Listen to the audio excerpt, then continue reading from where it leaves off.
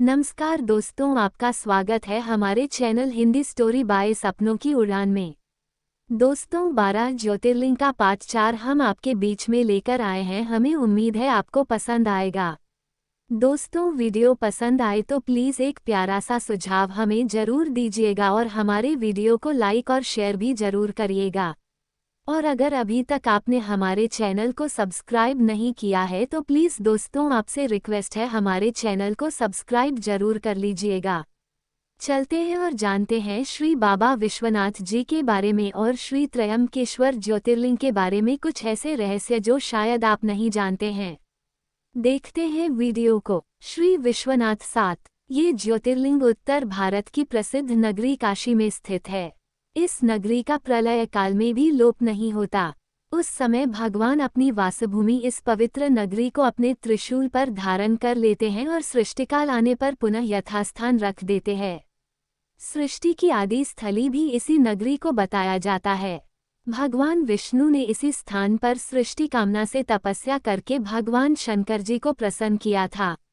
अगस्त्य मुनि ने भी इसी स्थान पर अपनी तपस्या द्वारा भगवान शिव को संतुष्ट किया था। इस पवित्र नगरी की महिमा ऐसी है कि यहाँ जो भी प्राणी अपने प्राण त्याग करता है उसे मोक्ष की प्राप्ति होती है।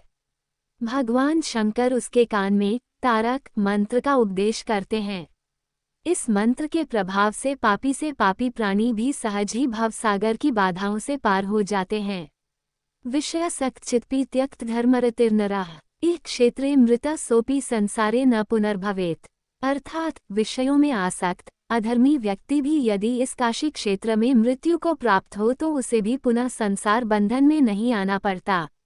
मत्स्य पुराण में इस नगरी का महत्व बताते हुए कहा गया है, जप ध्यान और ज्ञानरहित तथा दुखों से पीड़ित मनुष्यों के लिए काशी ही एकमात्र परम गति है। श्री विश्वनाथ के आनंद कानन में दशाश्वमेध, लोलाक, बिंदुमाधव, केशव और मणिकर्णिका ये 5 प्रश्न तीर्थ हैं। इसी से इसे अविमुक्त क्षेत्र कहा जाता है।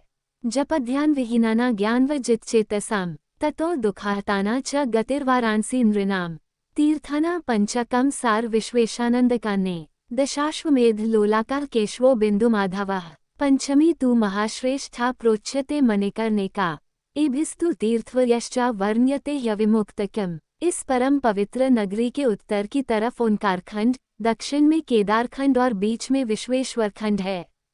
प्रसिद्ध विश्वनाथ ज्योतिर्लिंग इसी खंड में स्थित है।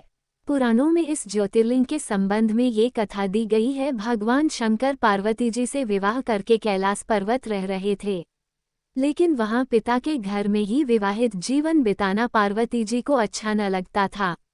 एक दिन उन्होंने भगवान शिव से कहा, आप मुझे अपने घर ले चलिए, यहाँ रहना मुझे अच्छा नहीं लगता। सारी लड़कियां शादी के बाद अपने पति के घर जाती हैं, मुझे पिता के घर में ही रहना पड़ रहा है। भगवान शिव ने उनकी यह बात स्वीकार कर ली। माता पार्वती जी को साथ लेकर अपनी पवित्र नगरी काशी में आ गए। यहाँ आकर वे विश्वनाथ ज्योतिर्लिंग के रूप में स्थापित हो गए। इस ज्योतिर्लिंग के दर्शन पूजन द्वारा मनुष्य समस्त पापों तापों से छुटकारा पा जाता है। प्रतिदिन नियम से श्री विश्वनाथ के दर्शन करने वाले भक्तों के योगक्षेम का समस्त भार भगवान शंकर अपने ऊपर ले लेते हैं। ऐसा भक्त उनके परमधाम का अधिकारी बन जाता है। भगवान शिवजी की कृपा उस पर सदैव बनी रहती है। श्री त्रयंबकेश्वर 8। ये ज्योतिर्लिंग महाराष्ट्र प्रांत में नासिक से 30 किलोमीटर दूर पश्चिम में स्थित है। इस ज्योतिर्लिंग की स्थापना के विषय में शिवपुराण में ये कथा वर्णित है। एक बार महर्षि गौतम के तपोवन में रहने वाले ब्राह्मणों की पत्नियां किसी बात पर उनकी पत्नी अहिल्या से नाराज हो गईं। उन्होंने अपने पतियों को ऋषि गौतम का अपकार करने के लिए प्रेरित किया। उन ब्राह्मणों ने इसके निमित्त भगवान श्री गणेश जी की आराधना की। उनकी आराधना से प्रसन्न हो गणेश जी ने प्रकट होकर उनसे वर मांगने को कहा। उन ब्राह्मणों ने कहा, प्रभो, यदि आप हम पर प्रसन्न हैं तो किसी प्रकार ऋषि गौतम को इस आश्रम से बाहर निकाल दें। उनकी यह बात सुनकर गणेश जी ने उन्हें ऐसा वर मांगने के लिए समझाया, किंतु वे अपने आग्रह पर अटल रहे। अंततः गणेश जी को विवश होकर उनकी बात माननी पड़ी। अपने भक्तों का मन रखने के लिए वे एक दुर्बल गाय का रूप धारण करके ऋषि गौतम के खेत में जाकर रहने लगे। गाय को फसल चरते देखकर ऋषि बड़ी नरमी के साथ हाथ में तृण लेकर उसे हाँकने के लिए लपके। उन तृणों का स्पर्श होते ही वह गाय वहीं मरकर गिर पड़ी। अब तो बड़ा हाहाकार मचा। सारे ब्राह्मण एकत्र हो गो हत्यारा कहकर ऋषि गौतम की भर्त्सना करने लगे। ऋषि गौतम इस घटना से बहुत आश्चर्यचकित और दुखी थे। अब उन सारे ब्राह्मणों ने कहा कि तुम्हें यह आश्रम छोड़कर अन्यत्र कहीं दूर चले जाना चाहिए। गो हत्यारे के निकट रहने से हमें भी पाप लगेगा। विवश होकर ऋषि गौतम अपनी पत्नी अहिल्या के साथ वहां से एक कोस दूर जाकर रहने लगे। किंतु उन ब्राह्मणों ने वहां भी उनका रहना दूभर कर दिया। वे कहने लगे, गो हत्या के कारण तुम्हें अब वेद पाठ और यज्ञादि के कार्य करने का कोई अधिकार नहीं रह गया। अत्यंत अनुनय भाव से ऋषि गौतम ने उन ब्राह्मणों से प्रार्थना की कि आप लोग मेरे प्रायश्चित और उद्धार का कोई उपाय बताएं।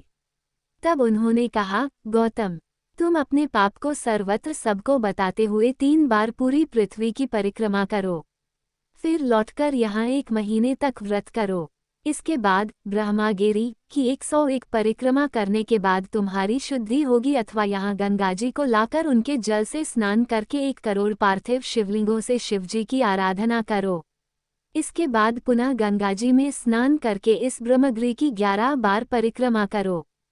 फिर 100 घड़ों के पवित्र जल से पार्थिव शिवलिंगों को स्नान कराने से तुम्हारा उद्धार होगा। ब्राह्मणों के कथनानुसार महर्षि गौतम वे सारे कार्य पूरे करके पत्नी के साथ पुनर्ता तल्लीन होकर भगवान शिव की आराधना करने लगे। इससे प्रसन्न हो भगवान शिव ने प्रकट होकर उनसे वर मांगने को कहा।